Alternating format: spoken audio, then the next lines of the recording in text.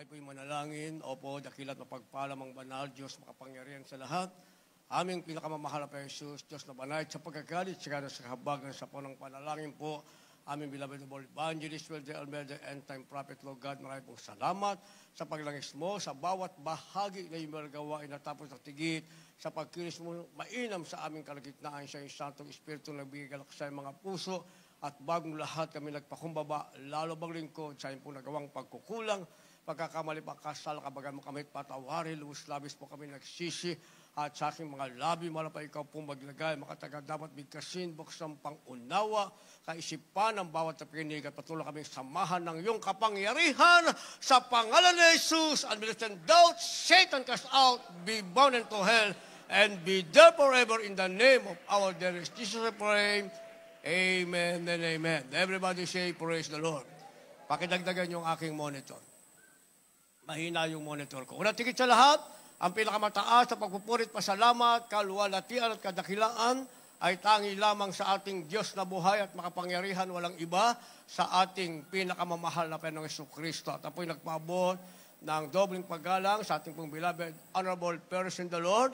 At patuloy po nating inaalala kailanman, hindi natin malilimutan ng mga turo at aral na iniwan ng ating beloved Honorable Evangelist Wilde Almeida, the end-time prophet of our loving God, maging ating beloved Amastant Pastor, our beloved Mama Dear, at po'y nagpaabot ng paggalang, pagbati sa mga beloved children ng ating beloved parents in the Lord, at magandang hapon po sa inyong lahat, sa ating pinagpalang ang mga bisita at mga baguhan, at sa lahat po ng ating viewers sa ating pong live webcast.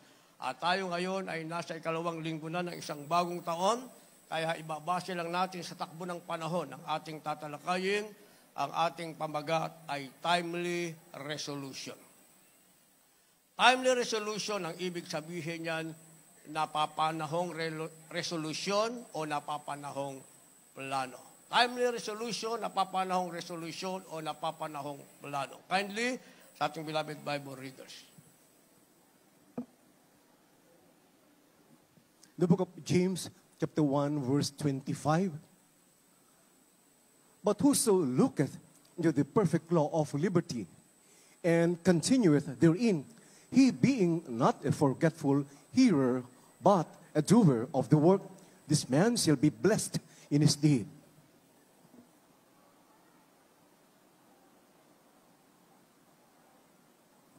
Santiago Kapitulo 1, versikulo 25. Ngunit ang nagsisiyasat ng sakdal na kautusan, ang kautusan ng kalayaan ay nananatiling gayon, na hindi tagapakinig na lumilimot, kundi tagatupad na gumagawa, ay pagpapalain ng taong ito sa kanyang ginagawa.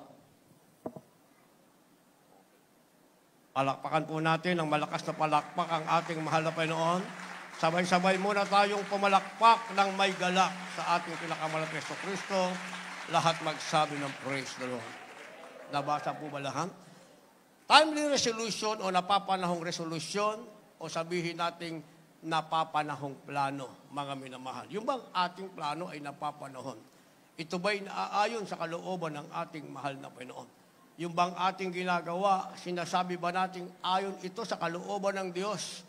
Ano ba ang plano natin sa kasulukuyang panahon, mga minamahal? Gayong nakita natin yung ating mga kababayan, yun yung kanilang plano, mga minamahal. Doon daw, matutupad ang kanilang kahilingan, gagaling ang kanilang karamdaman, yun ang kanilang sinasabi, mga minamahal, pero halos 700 ang dinala sa hospital, napilayan, hinimatay, mga minamahal, kung ano-ano ang nangyari. Na kung saan, mga minamahal, 1987 to 1989, yun din naman ang aking ginagawa, na sa bawat taon, ito ang darating, ito ang resolution ko, ito ang aking plano. Pero wala namang nangyari, lalo ngang lumala ang aking karamdamang ketong. So what is our timely resolution sa panahon ito? Pag binasa natin ang banal na kasulatan, sabi ng ating nabasa, ngunit ang nagsisiyasat na sakdal na kautusan, ang kautusan ng kalayaan ay mananatiling gayon. Dapat ang ating timely resolution, mga minamahal, ay siyasatin natin ang sakdal na kasulatan para ikaw ay manatiling gayon. Anong ibig sabihin? Mga minamahal, ang gusto ng mahal na Panginoon, pagpalaing ka. Manatili ka sa kalagayan yan, pero dapat magkaroon ka ng time na resolution, saliksikin mo ang sakdal na banal na kasulatan. Ano ang sasaliksikin mo? Sakdal na banal na kasulatan. Hindi yung pamaniin o hindi yung itinuro sa iyo, mga minamahal, ng iyong mga ninuno o na nakagisnan mo sa iyong mga magulang. Sabi ng verse 26, kung ang sino may nag-isip na siya'y religyoso, samantalang hindi pinipigil ang kanyang dila, kundi dinadaya ang kanyang puso, ang reliyon ng taong ito ay walang kabuluhan. At verse 27, ang sabi, ang dalisay na reliyon at walang dungis sa harapan ng Diyos ng ating amang ito, dalawin ang mga ulila at mga babaeng bao sa kanilang kapighatian at pag-ingatang walang dungis ang kanilang sarili sa sanglibutan. Pangalawa, sinasabing inagay mo ang iyong sarili sa tunay na kahulugan ng relihiyon.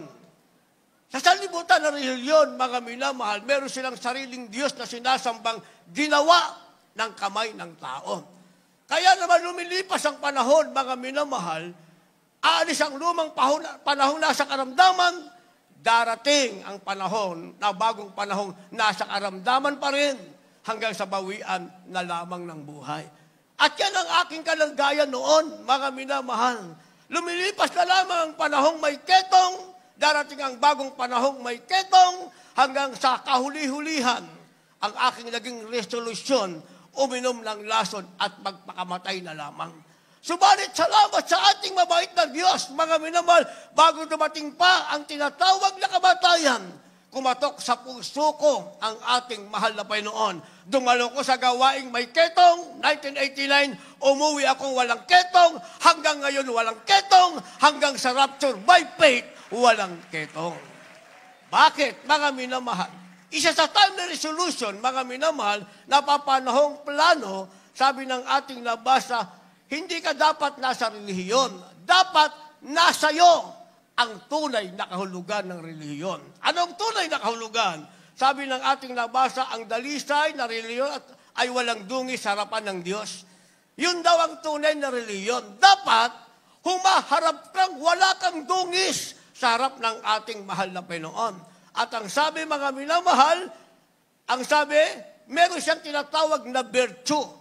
Humaharap kang walang dungi sa harap ng Diyos, meron kang katangian. Tinatawag na virtue. Ano katangian mo? Ikaw ay nasa charity.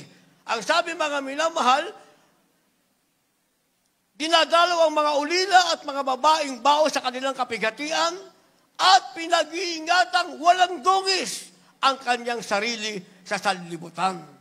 Yun pala ang sinasabing tunay na religion, and this is the virtue of a true Christian.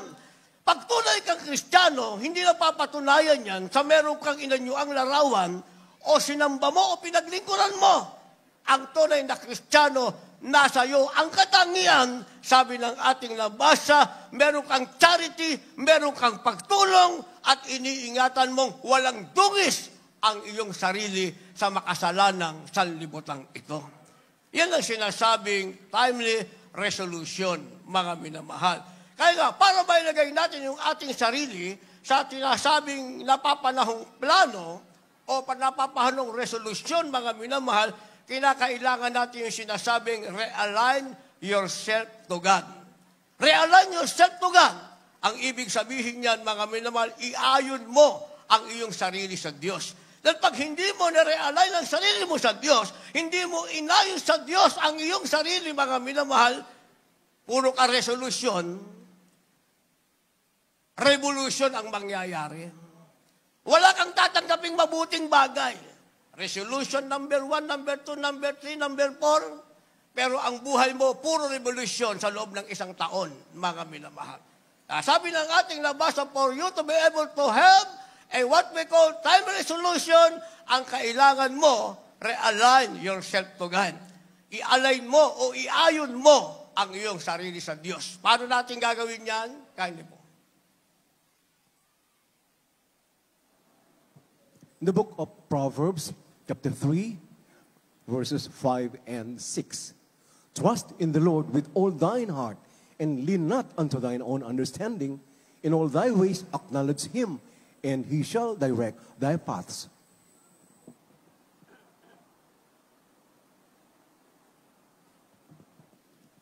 Sa mga Kawikaan, Kapitulo 3, ang talatay 5 at 6. Tumiwala ka sa Panginoon ang buong puso mo. Huwag kang manalig sa iyong sariling kaunawaan. Kilalanin mo siya sa lahat ng iyong mga lakad at kanyang ituturo ang iyong mga landas. Verse 7. Verse 7. 7. Huwag kang magpakapanta sa iyong sariling mga mata. Matakot ka sa Panginoon at humiwalay ka sa kasamaan. Palakpakan natin ang ating mahal na Panginoon. Sabay-sabay na palakpak. Yan na ba yung time resolution nyo? Time resolution natin, pumapalakpak ng may galak sa ating mahal na Panginoon. Kasi linggo ngayon, malaya tayong pumalakpak na may saya at magsabi ng malakas na praise the Lord. Pag overnight, sabi natin, huwag kayong papalakpak. Palakpak kayo ng palakpak. Sabi natin, huwag kayong sisigaw. Sigaw kayo ng sigaw. Bagong taon na ngayon, baliktad talaga ang tao. Yung bawal, yun ang ginagawa. Ngayon, linggo kasi kahit hindi natin sabihin pumalakpak, papalakpak tayo ng may saya sa ating mahal na Panginoon. Magsasabi tayo ng praise the Lord. Para magkaroon tayo ng napapanong resolusyon, maging tama ang ating plano, sabi ng ating nabasa, iayon natin ang ating sarili sa Diyos or realign yourself to God. Paano natin iaayon ang ating sarili sa Panginoon? Gayong ang tao ay nakaayon sa sanlibutan.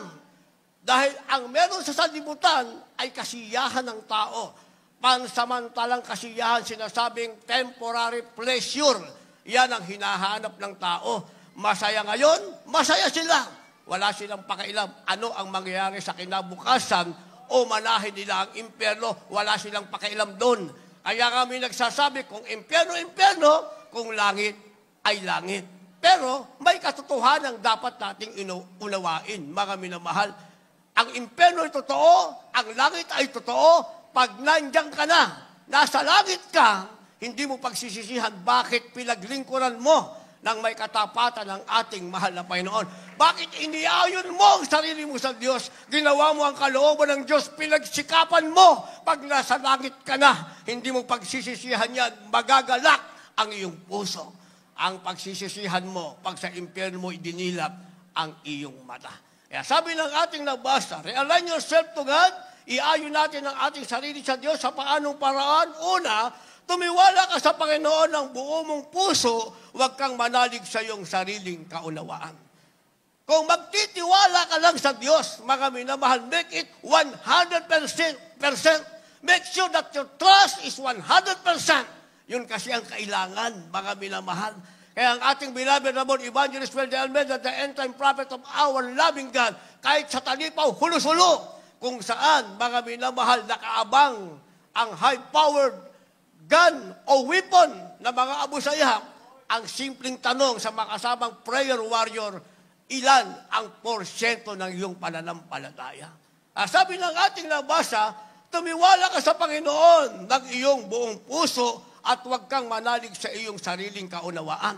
Kasi yung kaunawaan ng tao, yan ang nagpapahamak sa kanya, mga minamahal. Dahil ang tao, yung pag-iisip niya, binabaligtad niya yung tama, ginagawa niyang mali. O may invento silang bagay, mga minamahal, na siya mismo ay hindi niya naunawaan, hindi niya pakikinabangan. O, doon, ang sabi, pag bagong taon, sasalubong ka sa bagong taon, bumili ka ng maraming bilog na prutas. Hindi ba yun ang sinasabi? Ngayon daw, huwag kang bibili kasi gugulong ang swerte pala yun. Hindi ba marami ang tao, marami siyang iniimbento sa sarili, hindi niya pakikinabangan. O wag ka daw kakain ng isda pag bagong taon. Bakit? Pag sisig ng isda, lalayo sa iyo ang swerte. Ano kakainin mo? Di ba?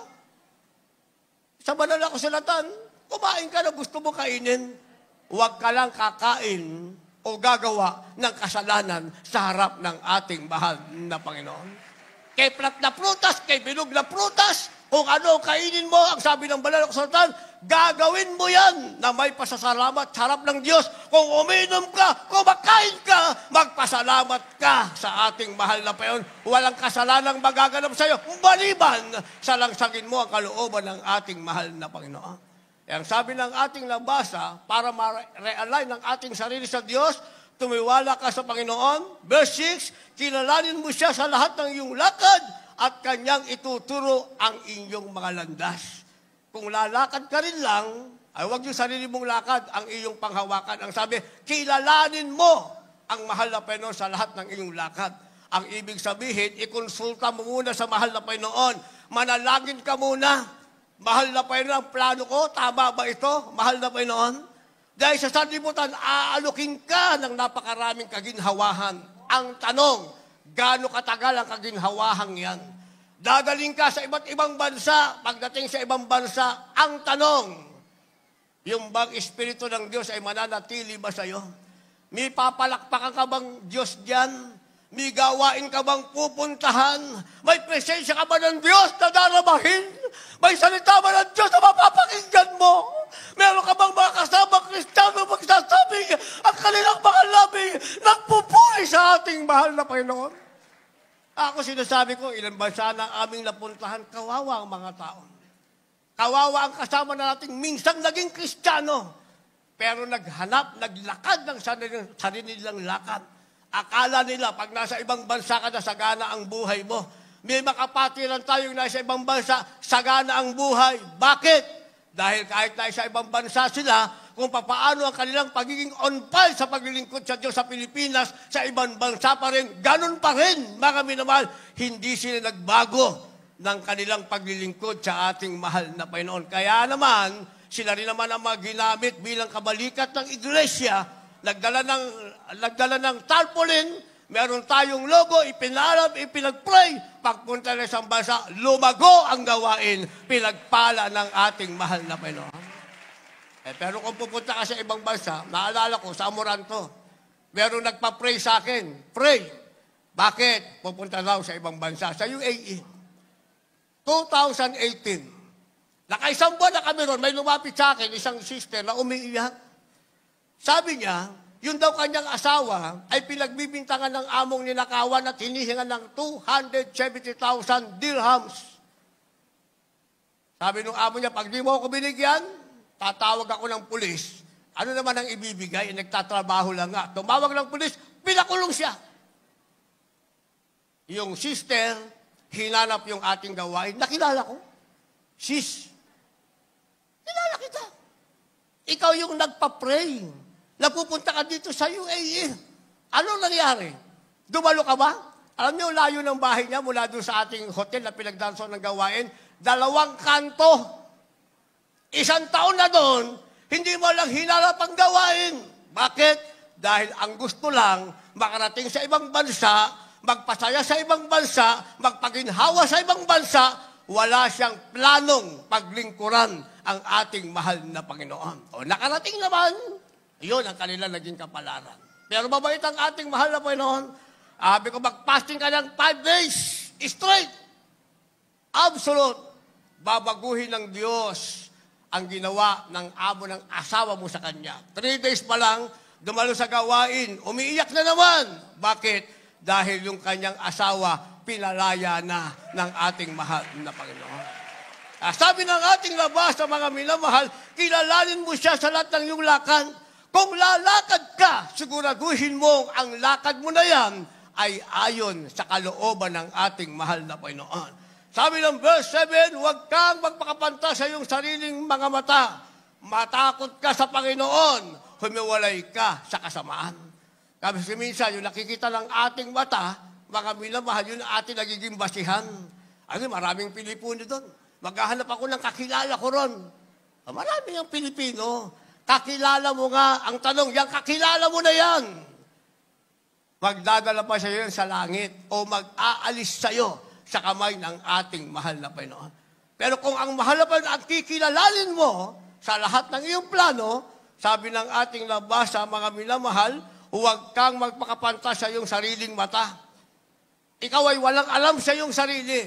Ang kailangan mo, matakot ka sa Panginoon, humiwalay ka sa kasamaan, at mangyayari na i-realign mo o na iayon mo ang sarili mo sa harap ng ating pinakamamahal na Panginoon Kristo. At nasa iyo ang sinasabing timely resolution. Walang masasayang sa bawat plano mo. Naintindihan natin? Gusto niyo pumalakpak? Pero may tanong, paano natin ma-realign yung ating sarili sa Diyos? Kailangan natin ng character change. Character change, ang ibig sabihin niyan, pagbabago ng karakter o pagkatao.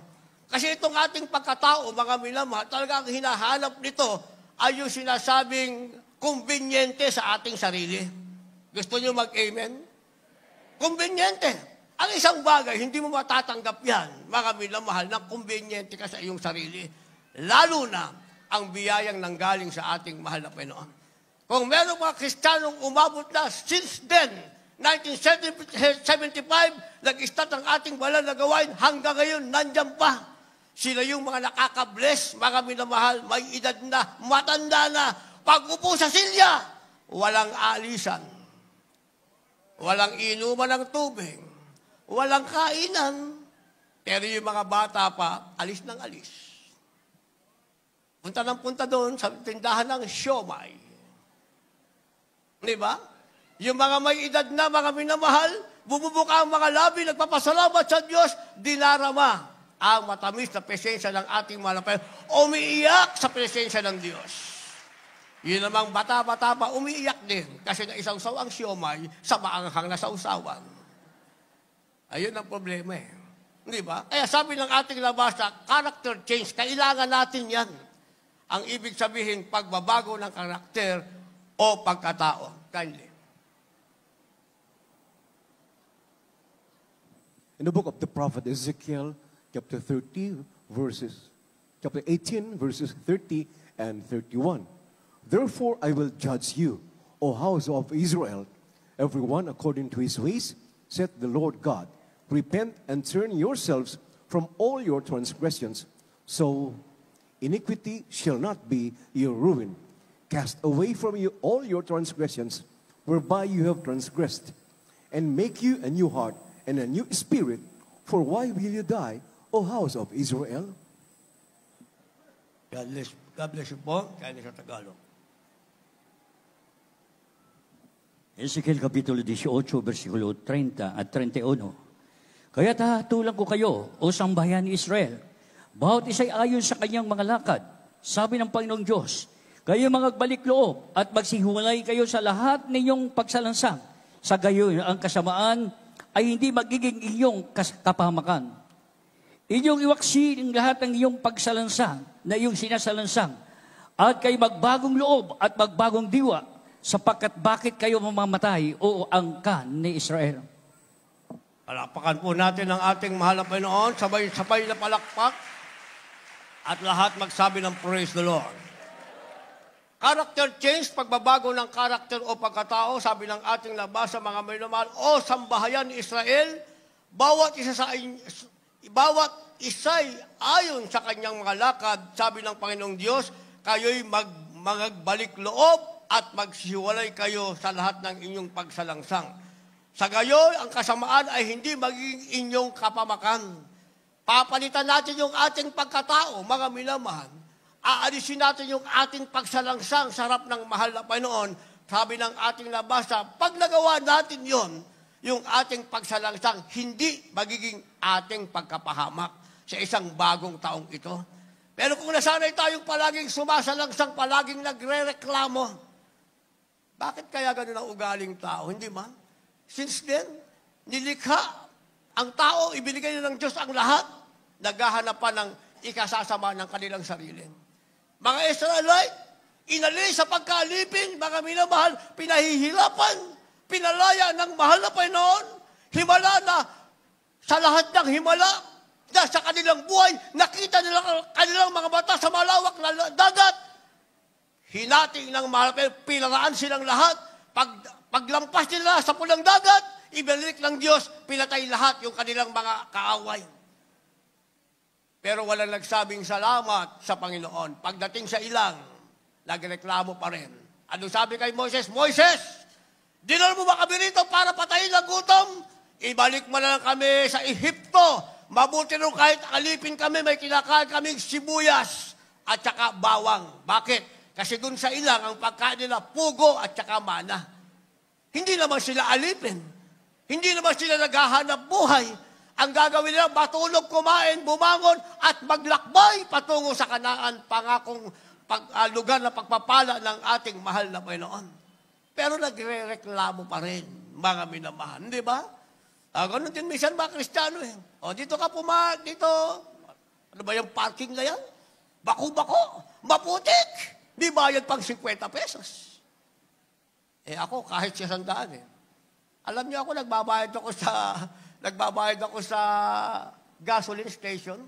Maisip ko lang yung sasakyan, kahit 100, 200, binabayaran ko. Kinakausap ko yung gasoline boy. Safety naman yung sasakyan ko. Hindi ba? Yung parking natin, libre yan.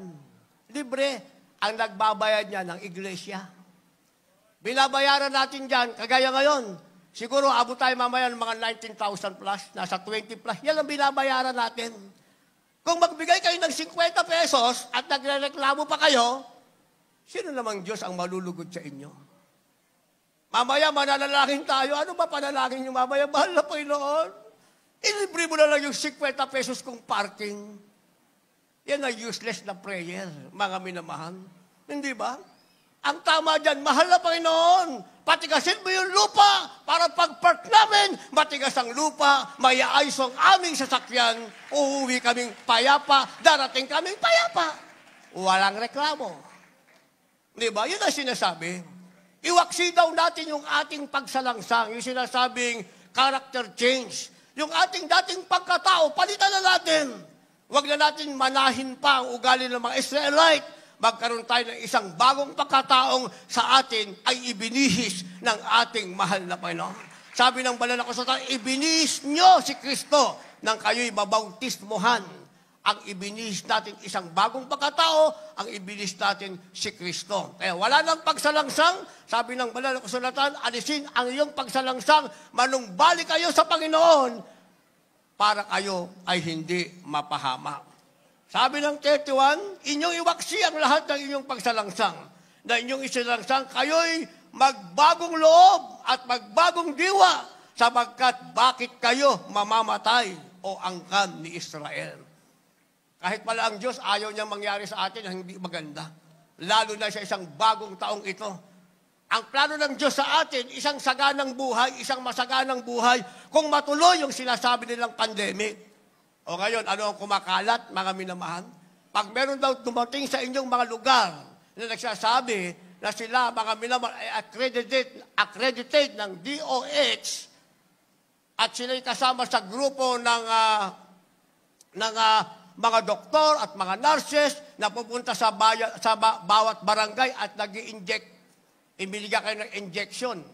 Huwag nyo daw tanggapin kasi ang laman daw ng injection na yon, yung vaccine na yon ay AIDS. O yan ngayon ang kumakalat, mga minamahal. Nasaan ngayon ang pag-iingit ng Diyos kapag nangyari sa atin? Pero sa banal na kasulatan, 1,000 ay babagsak sa iyong harapan, sa iyong kanan, sa iyong kaliwat, sa iyong likuran. Ikaw na anak ng Diyos, mananatili kang nakatayo dahil protektado ka ng ating mahal na Panginoon. Pero may kaganapan niyan kapag nagbago tayo ng ating pagkatao. Sabi ng ating lagbasa, manumbalik sa mahal na Panginoon, alisin ang ating pagsalangsang para tayo ay hindi mapahamak. So ang kailangan natin, sinasabing timely words. Pag sinabing timely words, napapanahong mga salita. Hindi yung salita nating gusto lang nating sabihin. Hindi, salita ko lang naman yun eh. Biro lang. Biro lang. Pero sa harap ng Diyos, hindi biro yon. Dahil sa banal na kasulatan, pag ibinuka mo yung labi mo, just open your mouth to praise the Lord. Buksan mo ang labi mo para papurihin ng Diyos. Huwag ka na magbiro kahit saan ka nakalagay dyan. Kasi pag sinabi, dito ka mag-park, isiksik mo yung sasakyan mo dyan, ako nang maglagay para maayos, magkasya tayong lahat. Susunod lang tayo. Wala nang salita. Kasi merong sinasabing timely words. Kindly po. The book of Psalm, chapter 119, verse 105. Thy word is a lamp unto my feet and a light unto my path. The Gospel of St. John, chapter 15, verse 3. Now you are clean through the word which I have spoken unto you.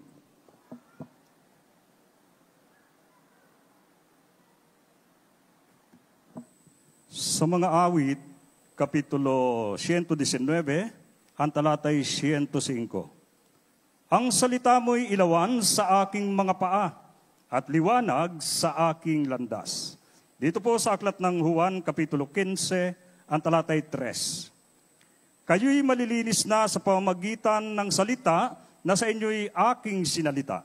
Amen. Halapakan po natin ng sabay-sabay na palakpak ang ating mahal na Panginoon. Lahat magsabi ng praise the Lord. Sinasabing timely words, mga minamahal, ito'y parang salita ng Diyos.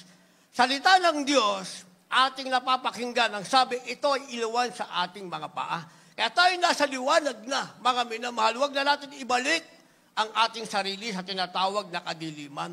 Dahil yan na ang dati nating pinanggalingan. Sabi ng banal sa Katawan, noon kayo ay nasa kadiliman, ngayon ay anak na kayo ng kaliwanagan. Kaya lumakad kayo bilang anak ng nasa liwanag.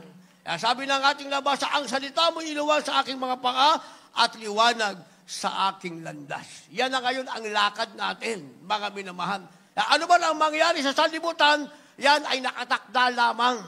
Sinasabing ang propesiya ay dapat magkaroon ng kaganapan para yan sa sanlibutan. Pero ang pangako ng Diyos ay dapat din magkaroon ng kaganapan, yan naman ay para sa mga tunay na anak ng ating mahal na Panginoon. Kaya dalawang kaganapan, mga minamahal.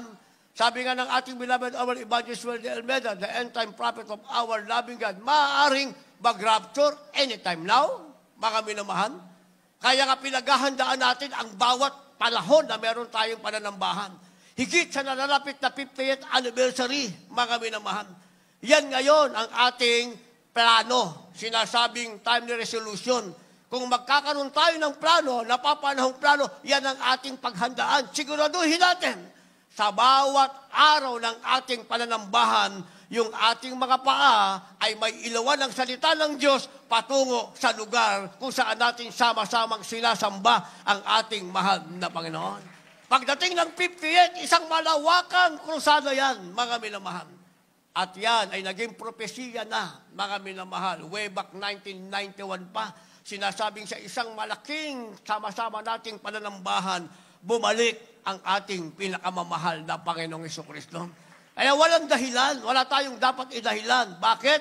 Dahil meron sa ating tinatawag na time rewards. Hindi natin pwedeng sabing mahirap, kulang tayo ng anumang bagay, dahil sabi ng ating labasa, ang iyong tuntunin o ang salita mo'y ilawan sa aking mga paa at liwanag sa aking landas. At sabi sa salita ng Diyos, dito tayo naging malinis. Sabi ng supporting verse, 1 chapter 15 verse 3, kayo'y malilinis na sa pamamagitan ng salita na sa inyo'y aking sinalita. Alakpakan muna natin ang ating mahal na Panginoon.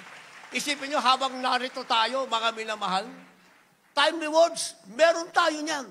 Yan ang ating napapakinggan. Kaya huwag kang maghanap o umasa ang salitang mapapakinggan mo ay pumapabor sa mali mong ginagawa.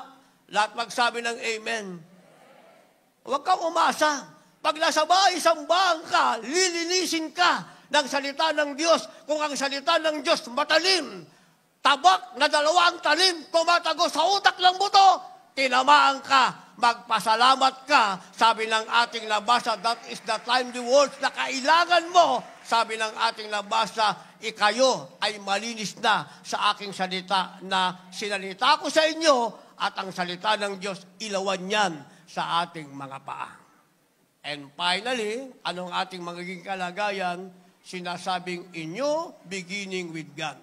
Itong isang bagong taon ay isang bagong simula na kasama natin ang ating Diyos. Last verse, kindly po, maghanda ating mga manugtog, mga magpaawit.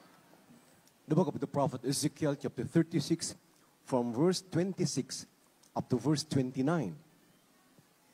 A new heart also will I give you, and a new spirit will I put within you. And I will take away the stony heart out of your flesh, and I will give you an heart of flesh. And I will put my spirit within you, and cause you to walk in my statutes, and you shall keep my judgments and do them. And you shall dwell in the land that I gave to your fathers, and you shall be my people, and I will be your God. I will also save you from all your uncleannesses, and I will call for the corn, and will increase it, and lay no famine upon you. God bless you po. Ezekiel Kapitulo 36, versikulo 26 hanggang 29. Bibigyan ko na rin naman kayo ng bagong puso at lalagyan ko ang loob ninyo ng bagong diwa at aking aalisin ang batong puso sa inyong katawan at aking bibigyan kayo ng pusong laman. At aking ilalagay ang aking espiritu sa loob ninyo at palalakarin ko kayo ng ayon sa aking mga palatuntunan at inyong iingatan ang aking mga kahatulan at isasagawa. At kayo magsisitahan sa lupain na ibinigay ko sa iyong mga magulang. At kayo magiging aking bayan. At ako'y magiging iyong Diyos. At lilinisin ko kayo sa lahat ninyong karumihan. At aking patutubuin ng trigo. At aking pararamihin. At hindi na ako magpaparating ng kagutom sa inyo. Palakpakan natin ang isang malakas na palakpak ang ating malapay noon. Sabay-sabay na palakpak. Tayo nasa last verse na. Lahat magsabi ng praise the Lord. Sinasabing, in your beginning with God, meron tayong isang bagong simula, nakasama natin ng Diyos, dahil tayo'y merong sinasabing timely resolution. Anong ating bagong simula? Nakasama natin ng Diyos. Ang sabi ng verse 26, mga minamahal, bibigyan tayo ng Diyos ng isang bagong puso at isang bagong diwa. Yung puso nating bato, matigas, ayaw kumilala sa Diyos, aalisin niya. Papalitan niya ng pusong laman. Ito'y pangunawa na galing na sa ating mahal na Panginoon. Sabi ng verse 27, aking ilalagay ang aking espiritu sa loob ninyo. Dati ang nasa loob natin, mga minamahal, ay galit, kasakiman, kasinungalingan. Ngayon, ang sabi, papalitan niya ng mahal na Panginoon. Ang ilalagay niya sa kaibuturan ng iyong puso ay ang espiritu ng ating pinakamamahal na Panginoong Jesucristo. Sabi ng verse 28, kayo'y magsisitahan sa lupain na ibinigay ko sa inyong mga magulang. Kayo'y magiging aking bayan at ako'y magiging inyong Diyos. Tayo ngayon ay bayan na ng Diyos at ang ating Diyos sa langit. Walang ibang ating malapay, siya ang ating Diyos na pinaglilingkuran, hindi ang Diyos na ginawa ng kamay ng tao, kundi ang Diyos na gumawa sa tao, walang ibang ating mahal na Panginoon. And lastly, sabi ng verse 29, lilinisin ko kayo sa lahat ng inyong karumihan at patutubuin ko ang trigo at ang aking pararamihin at hindi na ako magpaparating ng kagutom sa inyo. Yung karumihan natin, aalisin ng Diyos dahil babaguhin nga tayo ng mahal na Panginoon. Bibigyan tayo ng bagong puso at diwa, isa sa atin ang Espiritu ng Diyos at sabi ng ating nabasa mga minamahal, yung karumihan natin, lilinisin ng Diyos at ang sabi, ang kagutuman ay hindi na darating pa sa atin. Kung maulit man ang pandemic ay para sa libutan, ang kasaganahan ay para sa iyo. Ikaw na tunay na ng Diyos dahil meron kang timely resolution sa isang bagong taong ito, meron kang napapanong resolution o plano na ayon sa kalooban ng Diyos, kaya naman meron kang isang bagong simula na kasama mo ang ating mahal na Panginoon. Tayong lahat ay tumayo. Mga dala niyong baguhan nasa harap. Napakalaki ng crowd natin sa labas at dito sa tagiliran. Hihintayin namin kayo sa loob. Yun naman na bautismo na kanila para magkaroon kayo ng formal acceptance sa harap ng mahal na Panginoon. Yung nagbunga sa kanila, dalhin niyo sila sa harapan para may ipanalangin ng maayos at hihintayin namin kayo habang tayo'y umaawi.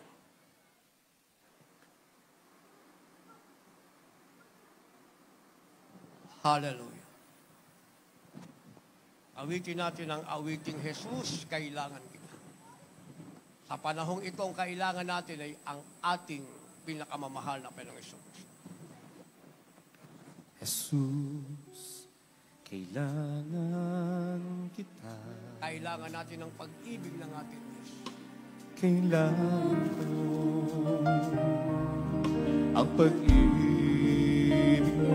Kailangan natin magkahabagan ng ating mahal na Panginoon. Kahabagan mo ako.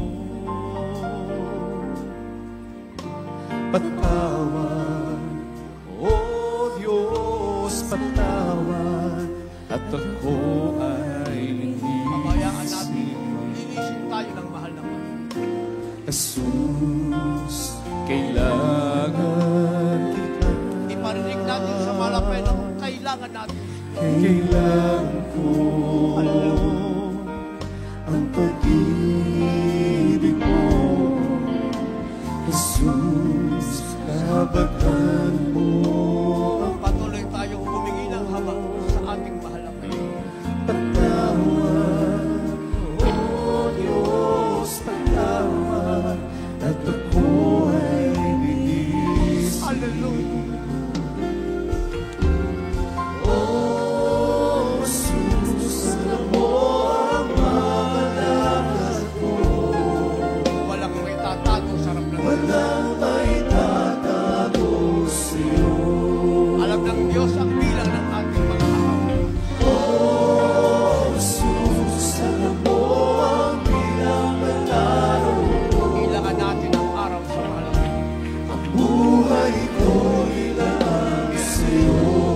Hallelujah. Jesus, kailangan kita. Sabihin natin, tao sa ating mga puso, kailangan kita Panginoon. Kailangan ko Kailangan ko ang pag-ibig mo. ang pag-ibig mo. Hingin natin ang habang ng Jesus, kabagan mo. Sabihin natin, patawad.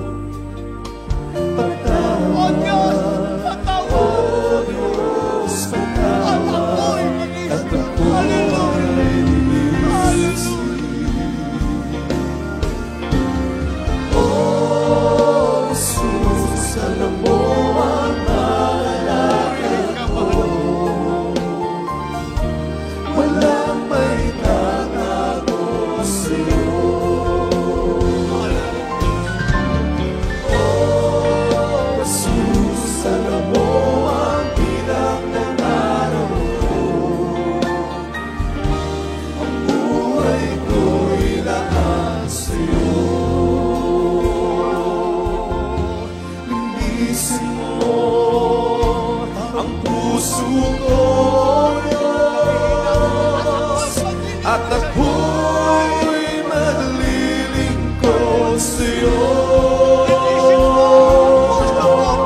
Linisin mo ang puso ko, Diyos, at ako'y baguhin mo.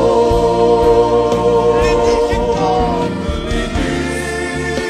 mo, gamitin mo, ayon sa nais mo. Linisin mo ang puso ko, Diyos, at ako'y maglilingkod sa'yo. Linisin mo, gamitin mo, ayon sa nais mo. Linisin mo ang puso ko, Diyos, at ako'y maglilingkod sa'yo. Linisin mo, gamitin mo, ayon sa nais mo. Linisin mo ang puso ko, Diyos, at ako'y maglilingkod sa'yo. Amen. Praise the Lord. Pwede na pong ibabaan yung mga kamay. Sa lahat ng ating minamahal na mga bisita, mga baguhan, kayo po'y pinagpala ng ating mahal na Panginoon dahil siya po ang nagdala sa inyo dito sa tunay na gawain. Actually, may mga baguhan po tayo. Isang pamilya sila. Alam niyo kung saan sila dinala? Doon muna sa ating Sabarte, ating pastoral house. Nandyan po, isa po siyang kinukulam, demon-possessed. Teacher po siya. Walang magawa ang relihiyon. Pero after baptism, kanina medyo nag-i-struggle eh.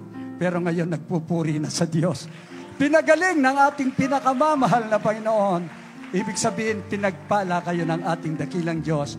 Ngayon naman po, formal yung tanggapin ng ating mahal na Panginoon dito sa ating banal na iglesia. Meron pong 4 na reglamento ng kaligtasan. Una po ay ang pananampalataya sa nag-iisang Diyos na nahayag sa laman, nagkatawang tao, namatay sa krus ng Kalbaryo upang tubusin tayo sa ating mga kasalanan. Nabuhay na maguli. Bumalik sa kanyang trono at siya, ang pangako niya ay ang kanyang banal na Espiritu ay sa atin. Ang pangalan niya ay ang ating pinakamamahal na Panginoong Jesucristo, the one true God. Pangalawa po, yung pagsisisi sa kasalanan. Kailangan talikuran ng kasalanan, huwag nang babalikan. Kaya dito tayo magsisimula, mga minamahal ko, upang maituwid ang lahat ng ating landas dahil ang mahal na Panginoon, patatawarin kayo, totoo po na pagpapalain kayo ng ating mahal na Panginoong Jesus. Pagkatapos yung makapagsisi, yun na po, yung bautismo sa tubig sa pangalan na Jesus. May mga ilan po rito ay nabautismuan na. Ngunit yung hindi nabautismuan, ang sabi po ng ikatlong reglamento, Gawa 2:38, mangagsisi kayo at mangagbautismo ang bawat isa sa pangalan ng pinakamamahal na Panginoong Jesucristo sa ikapagpapatawad ng iyong kasalanan at tatanggapin nyo ang banal na Espiritu.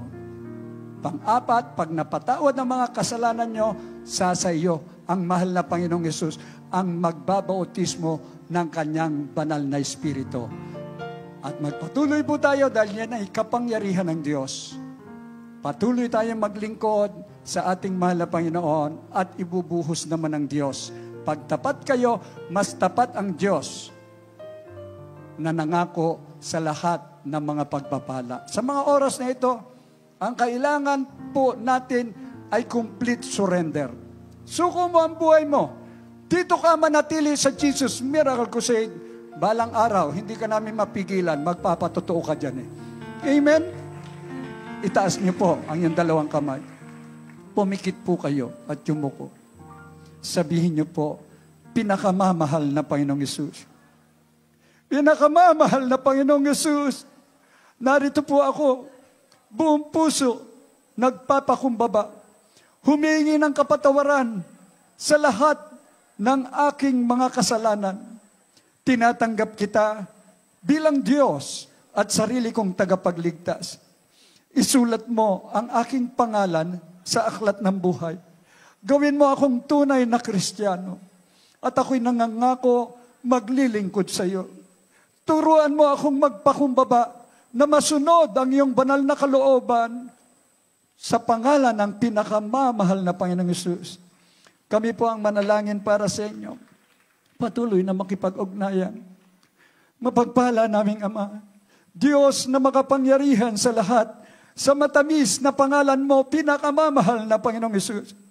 Sa pangunang dalangin ng aming minamahal at ginagalang na pastor, Evangelist Wildy Estrada Almeda, maraming salamat na kilang Ama. Patuloy ka nagliligtas ng marami pang kaluluwa. Narito po sila, mahal na Panginoon, dinggin mo ang kanilang dalangin. Patawarin mo sila sa lahat ng kanilang mga kasalanan. Gawin mong tunay na Kristiyano sa isip, sa gawa at katotohanan. Sa pangalan ng pinakamamahal na Panginoong Hesus at iligtas mo rin po maging ang kanilang mga mahal sa buhay. In Jesus' name we pray. Amen and amen. Praise the Lord. Sa lahat ng tumanggap, magpabautismo po yung hindi pa nabautismuan para makasiguro sa kaligtasan. Nakita niyo po kung gaano ang mga tinawag ng ating mahal na Panginoon.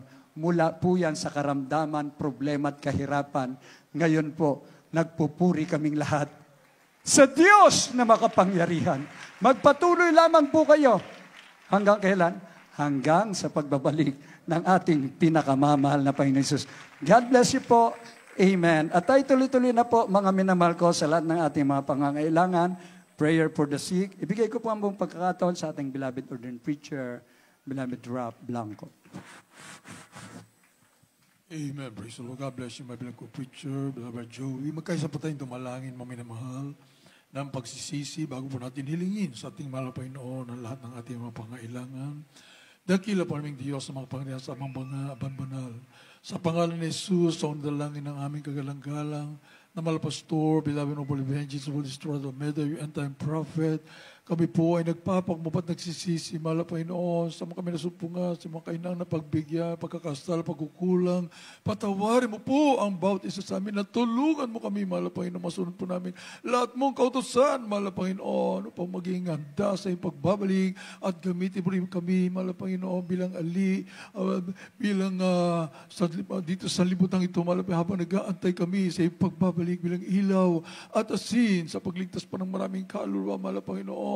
Hallelujah, hallelujah. Lubos kami walang hanggang pasasalamat ay napabupon namin sa pinagkalubong kami ng totoong mga magulang sa mga kagalang-galang, mahal Pastor, beloved mama, din kabalik, beloved children, mahal Panginoon, papangalagaan ang aming pananampalataya. Matiyak, mahal Panginoon, na hanggang sa nang pagbabalik narito kami naglilingkod sa iyo at sama-sama kami sa buhay na walang hanggan, mahal Panginoon, nakalakasan, mahabang buhay, mga beloved children, beloved parents in the Lord God. Hallelujah. Lubos po namin pinasalamatan, mahal Panginoon. Hallelujah. Dala-dala ang tunay na Ebanghelyo, pinakaingat-ingatan through the years, mahal Panginoon. With all the signs, wonders, and miracles, mahal Panginoon. Hallelujah. Ibinigay na ang buong buhay sa iyo, mahal Panginoon. Salamat sa iyo, mahal Panginoon, para sa kaligtasan ng buong daigdig, mahal Panginoon, mga hindirang mo, Diyos. Sa pangalan ni Jesus, in Jesus' name, thank you so much, Lord Jesus. Hallelujah, hallelujah, hallelujah. Mga minamahal, ilehas po natin ating mga sarili, mga minamahal, isang kamay sa ating ulo, isa sa taas o sa mga parte ng katawan may karamdaman, at isipin po natin at kagalang-galang, mga Pastor, naglehas po sa ating mga loved ones, at anumang masamang espiritu ng karamdaman, problema, abisyo man yan, ay i-cast out po natin sa pangalan ni Jesus, ang buong lakas, mga demons of cancer, leukemia, asthma, diabetes, leprosy, AIDS, homosexuality, lesbianism, matter problems, financial problems, drug addiction, unbelief and doubts, blood, living, glory, pride, lust, covetous, materialism, hallelujah, di mo sa poverty, mga kayo na bumabalik, hallelujah, kasaw, in Jesus, be healed, be process right now, praise begin right now, in Jesus' name, hallelujah, hallelujah, hallelujah, hallelujah, bless in Jesus' name, amen and amen, praise the Lord, hallelujah, hallelujah. Pasalamatan po natin, mga minamahal, ang ating mahal na Panginoon. Muli po tayong pinagtagumpayan ng ating dakilang Diyos. Ang lahat ng ating mga kahilingan ay tinugunan ng ating mahal na Panginoon. Praise the Lord. At sa magitan po ng ating pagsigaw ng buong lakas ng hallelujah, praise the Lord. Ipabot po natin sa kalangitan sa ating mahal na Panginoon, ating dakilang pagluwal at pasasalamat, mga minamahal. Sabay-sabay tayo, 3 beses, mga minamahal. Sabay lukso. Hallelujah! Praise the Lord. Glory, glory to God. Thank you so much, Richard. We love you so much, Richard. Hallelujah, hallelujah, hallelujah. Praise the Lord.